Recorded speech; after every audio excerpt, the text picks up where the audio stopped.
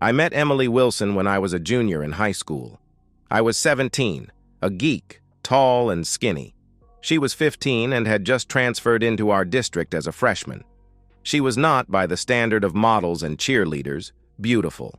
She was slightly overweight, had a minor case of acne, and had glasses. Now that I say all of that, I saw something there that I still have trouble explaining. Her smile was as big as all outdoors. It lit up the area she was in.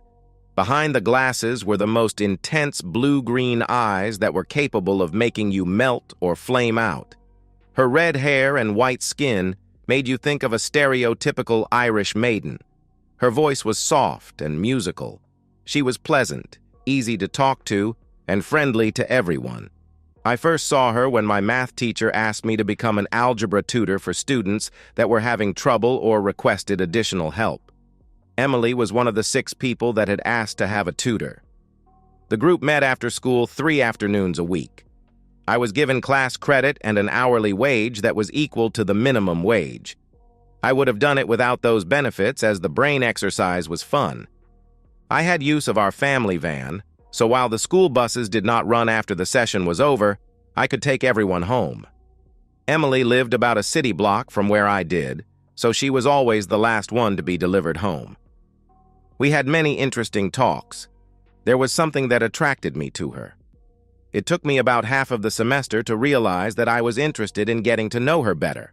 She was not the most outgoing, and I had to work to get any personal information.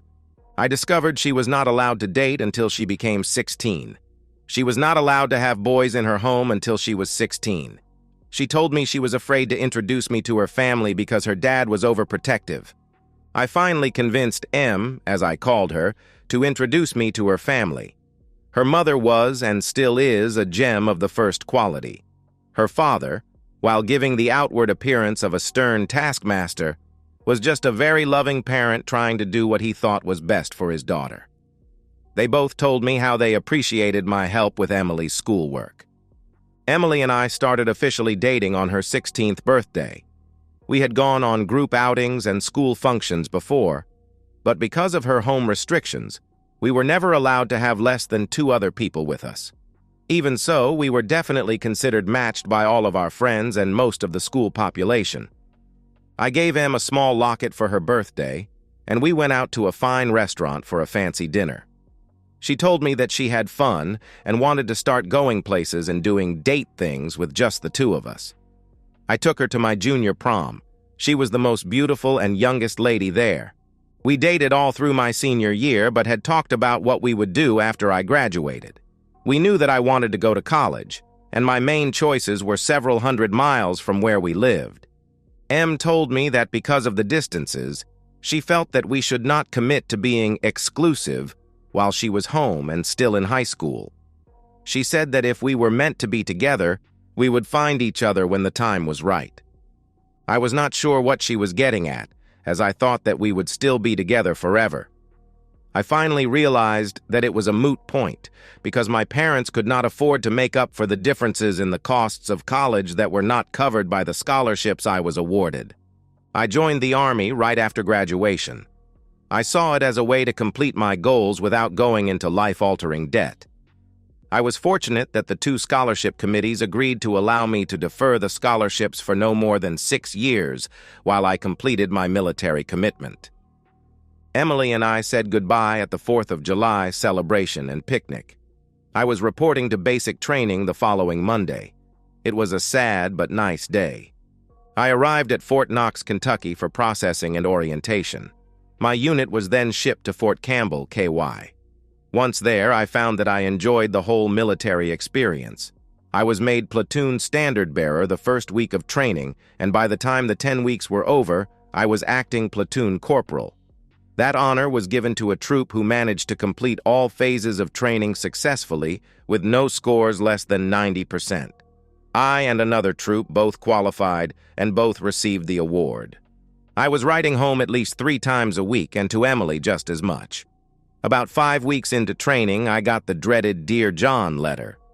Emily wrote, "Dear Roger, I want you to understand that you are my closest and dearest friend. So I must tell you that I have found that I have strong feelings for someone else. That was why, because of this possibility, that I wanted you to not wait for me when we were apart. Ralph Peterson is a new student at school, and he asked me out to a movie. Because I was lonely, I said yes. We discovered a strong attraction. We have decided to become exclusive. I know this must hurt, but I feel that I should not have any further communication with you. If we bump into each other when you are home on leave, we may say hi, but I ask that you don't try to rekindle the feeling we have shared. You are the reason I am what I am, and I will always be grateful to you for being my friend and my first boyfriend. Emily. Well, that sucks rocks. I was hurt and confused. I also knew that I had to calm down and not respond to the anger and hurt that I felt at the time. I put off responding to the letter. I went home on leave after basic. I told my family about the hurt and the letter. I saw Emily often but never spoke to her. A couple of times I watched her start towards me, but when she did, I just turned away.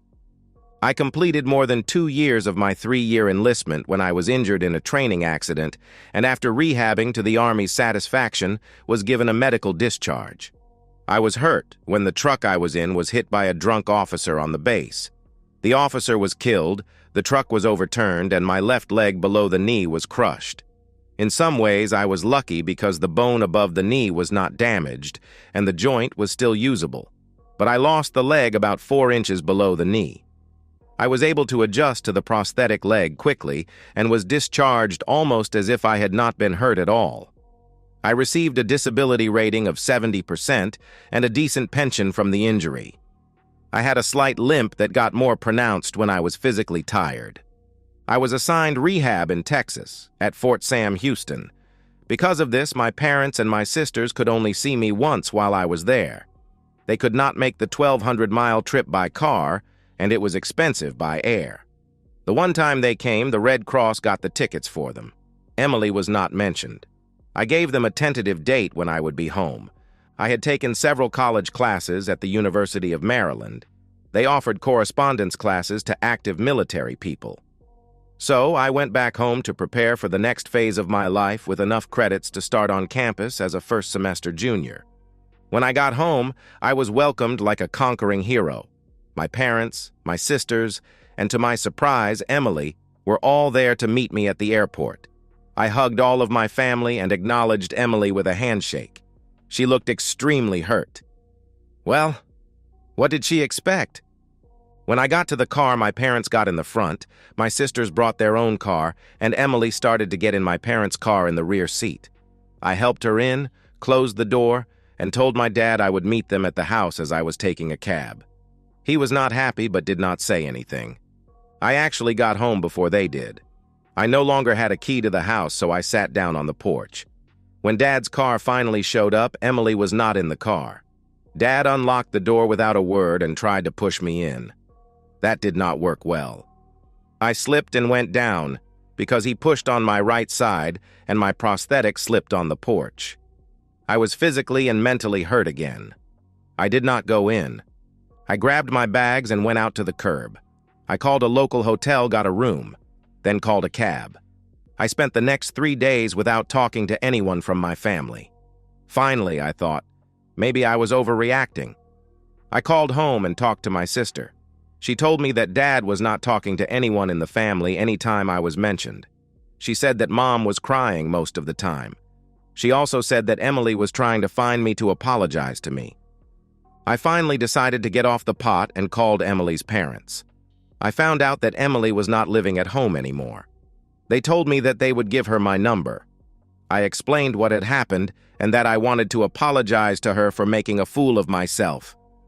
I thanked them and hung up. About 10 minutes later, my cell rang. It was my mother. She was blubbering and I could not understand her. I stopped her by shouting, "Stop!" The silence was deafening. I then said, "I'm sorry that I pissed everyone off, but you all knew that Emily sent me a Dear John, yet you saw fit to bring her to greet me without telling me. Yes, I overreacted, but I am still hurt because I still care for that woman. You saw fit to rub her in my face." I continued, "I did not mean to spoil your plans. but I also expected my family to be supportive of my feelings. My father, if he still feels he is my father. I heard a sharp gasp. As I said, if my father feels he is still my father, I expect an apology from him for the treatment at the door. He looked at me like I was a pile of dog shit that he just stepped in. I will not put up with that. I am an adult, but I still am allowed to have feelings. When will you be coming home? Mom asked. If I don't get an apology, I won't be coming at all. I have to be on campus in California for 6 days. If Dad does not choose to call, I will leave tomorrow to get there. Please don't go without seeing me and your sisters. I will pass your message on to your father, but you know how stiff-necked he can be. Your sisters tried to stop your dad and me from bringing Emily, but she seemed so sorry to have kissed you off for the new kid in town. If you talk to her, please listen to her. She wants you to know just how big of a mistake she made. I hung up, and not even 10 seconds later, the phone rang. It was Emily. I said, Emily, you hurt me when you threw me away less than a month after I went into the army. I still should not have acted like the fool that I did.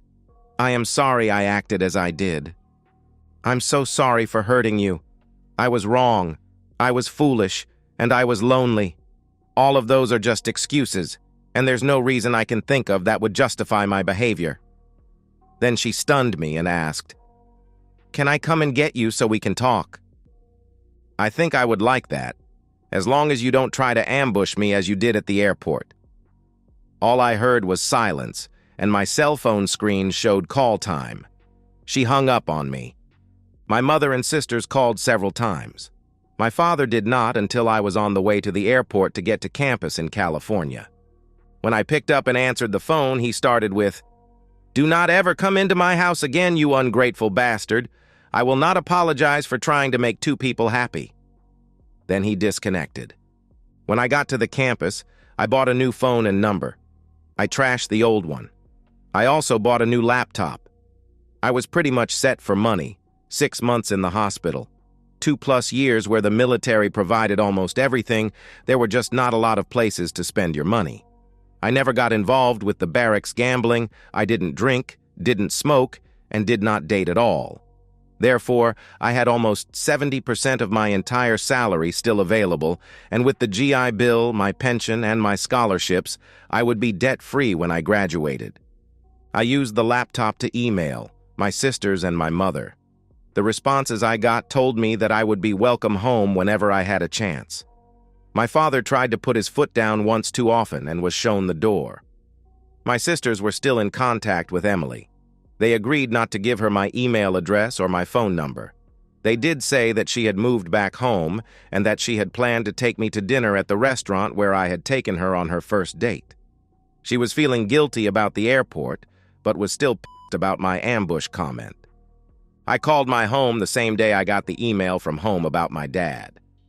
Mom answered the phone, Roger, and then it was just crying. My sister Alice took the phone from her. She was joyful sounding as she playfully said, Who is the guy that made my mom cry? Then she started laughing. Roger, you are my big brother, I love you, but when are you coming home? I explained that the first class break was Thanksgiving, so I would be home then.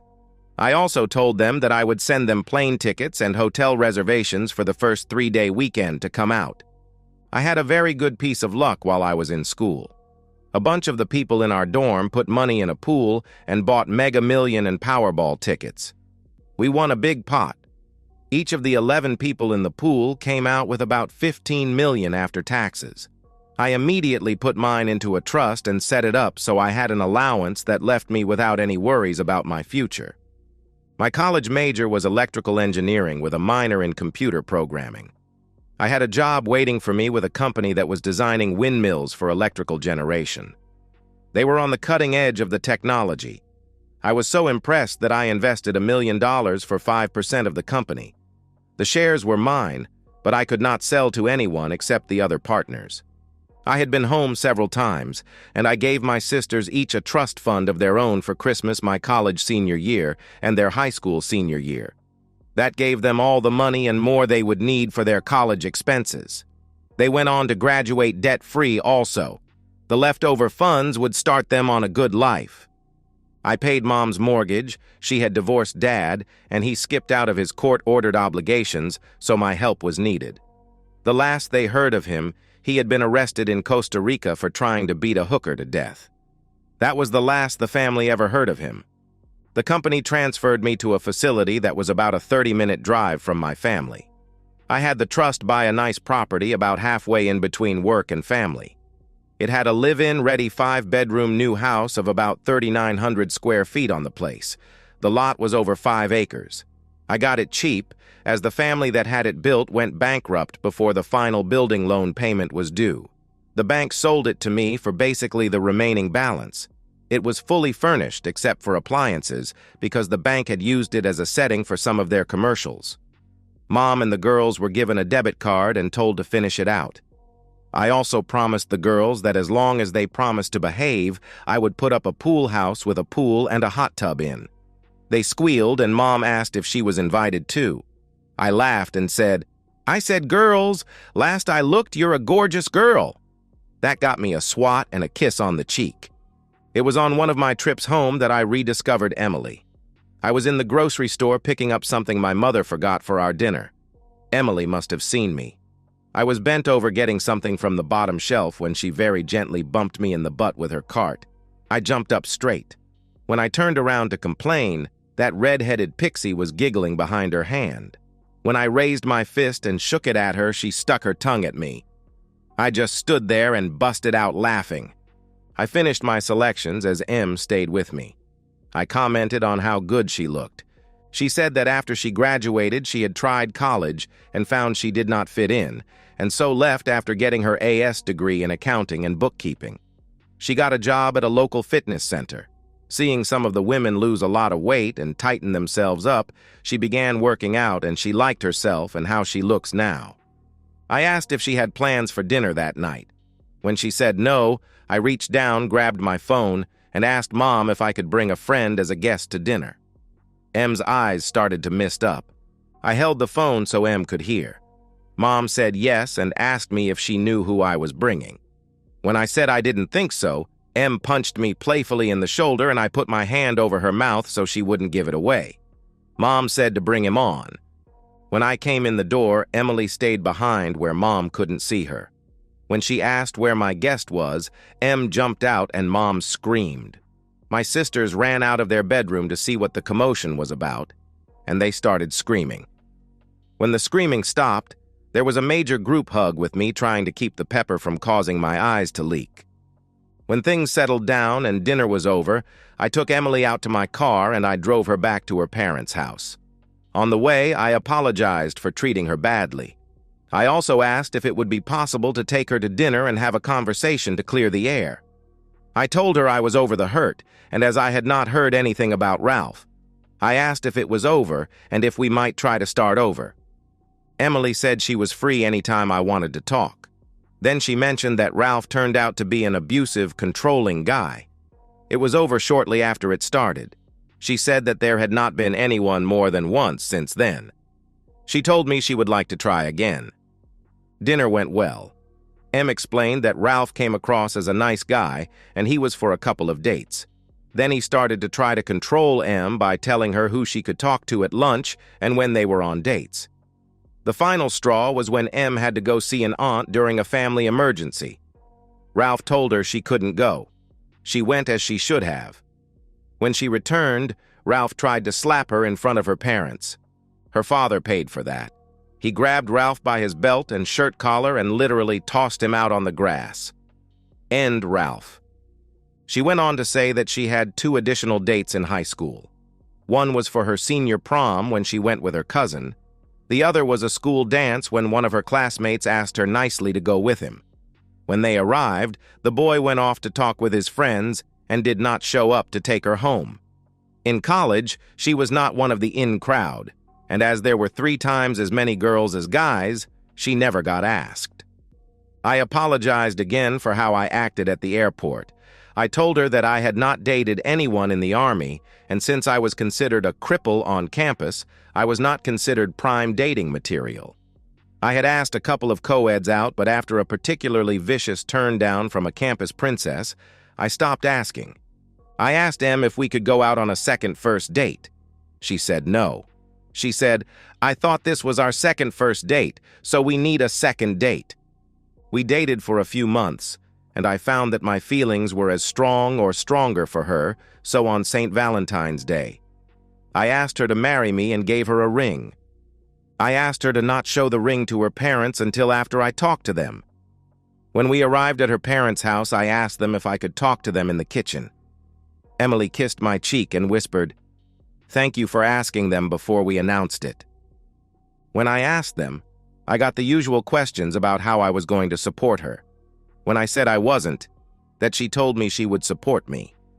Em, who had been standing in the archway, screeched and ran over and started with playful slaps and punches on my chest. Future spouse abuse, the wedding's off. That statement earned me one more punch and a loving hug and a very long kiss. Her dad said, "Well, if she has that much money, why isn't she supporting us?" That got him a swat and a hug from each of his girls. When we left her house to go to mine, she was glued to my side. I had a new engineer car, pickup, and it had a bench seat, so she belted into the center seat belt and put her head on my shoulder. When we arrived at Mom's house, we walked in holding hands. I deliberately held her left hand so the ring wouldn't show. We stayed that way for a while we made small talk. Em got up to go to the bathroom, and it was as if we planned it. Sunlight caught the ring and flashed a rainbow up onto the wall. When she got back and things settled down, I was sort of pushed off to the side as four ladies went into wedding planning mode. The phone was put on speaker as Em's mother was called to set up a hen party to make the battle plans. The only part of the planning I was involved in was when my partners told me I had better get a lawyer and have him write a very good prenup. They knew that I had some money and told me I had better protect it. When I mentioned that to Em, she laughed and said that that was exactly what her father had said to her. It seems that the family emergency aunt left her a small trust fund. End of problem.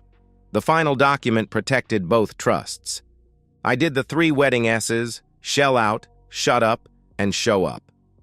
Em was a beautiful bride, my sisters were co-maids of honor, and 2 of my army buddies who lived in close proximity were co-best men. We had a nice honeymoon in Oregon. We stayed for a week at the Timberline Lodge on Mint Hood.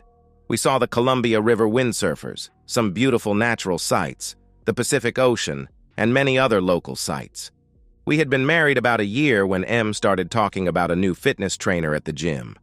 She also began to make snide little digs about my sexual abilities. She also started to claim that she wasn't in the mood, had a headache, it was her period. I put up with it because I still loved the shrew. Then she started getting more and more mean and vicious with the comments. The last straw came when, in the middle of one of her nasty rants, she called me a cripple. I moved into one of the smaller bedrooms. I don't think Emily noticed, or else she didn't care. Finally, a couple of weeks later, I asked the guys at the shop to arrange a trip out of town that would take 3 or 4 days away from her so I could think. I also talked to a lawyer and started the paperwork for a divorce. I still loved the woman, but I could not live with the disrespect. The trip was to go to an industry show in Las Vegas. It was set up to start on a Monday and run through Thursday. Em was not happy I was going, but I told her to think about our marriage while I was away, as I was not going to put up with the disrespect anymore. I left for my flight on Sunday morning. The show was a bust, and I had not done anything except think of my marriage. I changed my return flight to late Tuesday morning, and that would put me back at my home airport at about 7 p.m. The flight was delayed at one of my transfer points, but it was still only 9 p.m. when I got in my car. I had taken my camera and had a lot of pictures and information on the parts of the show that I thought the company might look into.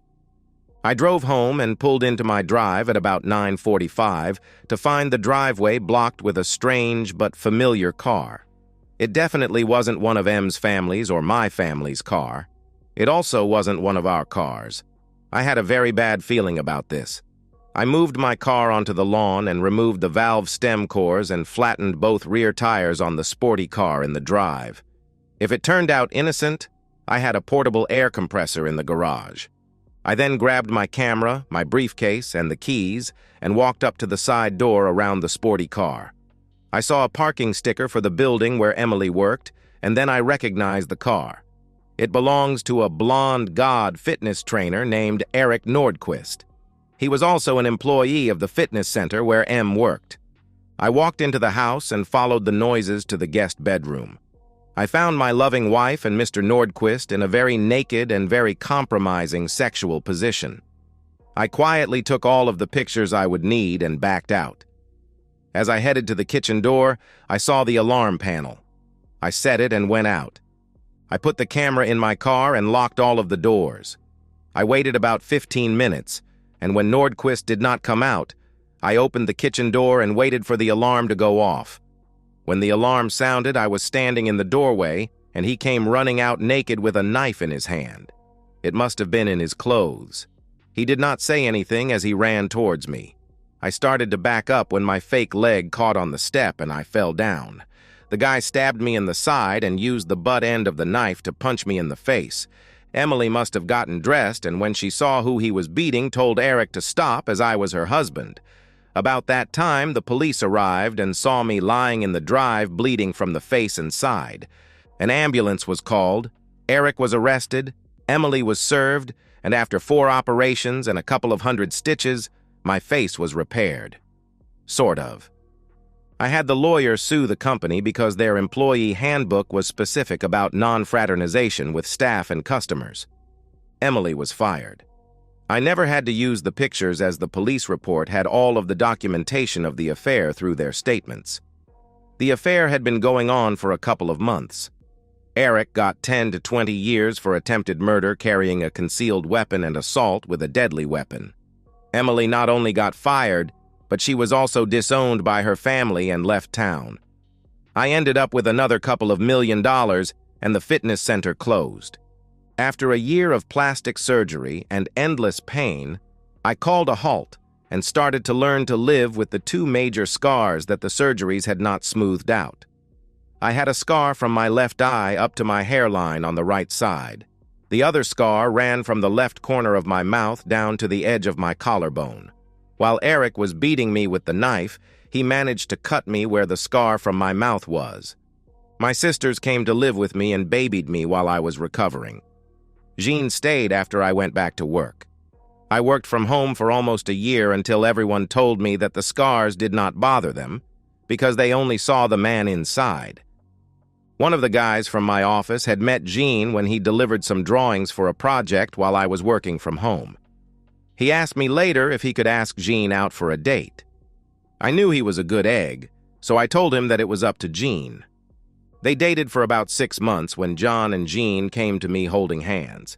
John asked if he could have my blessing to marry Jean. I, being no more of a fool than normal, said of course. Jean and John were married about 6 weeks later. A very funny thing happened at that wedding and reception. I was introduced to John's older sister, Camille. She was standing up with the wedding party, and I was acting the role of patriarch and giving Jean away. At the reception, Camille and I danced every dance I could manage with my fake leg. As I had been given a much better one from the VA, I lasted for all of the slow ones and only made a complete fool of myself with one fast dance. I had to go to the men's room after that and wipe the sweat from the socket. If I left it wet, I would get a blister. When I came back out, my pant leg was not fully down, and my prosthesis was visible. As I said, it was better, but it was still mostly a steel rod with a fake foot. I walked across the room and sat down next to Camille. She had been smiling at me as I was coming toward her. She reached down and straightened my pant leg. She said, "Now I see where the limp came from. I'm a physical therapist, so I noticed it. No one else would." Then she leaned in close and uttered a gotcha. "Does that mean all of our kids will have a short left leg and a funny face?" Then her giggle caused me to come out with a complete belly laugh. We dated for several months, and when I asked her to marry me, she said yes. We have now been married for 8 years and have 3 as normal as kids. Just kids. Cammie Jean is 6, Susan Alice is 4, and Roger Jonathan is just starting to walk at 11 months. They all have normal-length legs, but Roger walks with more of a limp motion than I do. When he walks more and better, he will probably drive me nuts trying to keep up with him. My work is now all from home, and I could not be happier. I need to end this story, as Camille is calling me from the bedroom. And so, we've reached the end of today's story. Was it what you expected, or did it take a twist you didn't see coming? I'm curious to hear your thoughts. Share them in the comments below, and let's get a conversation going. If this story kept you hooked, make sure to hit that like button. And if you're new here or just haven't subscribed yet, now's the perfect time to join our community. I bring you fresh, captivating stories every day, so click that subscribe button and turn on notifications so you never miss out. Thanks for watching, and I'll see you in the next one.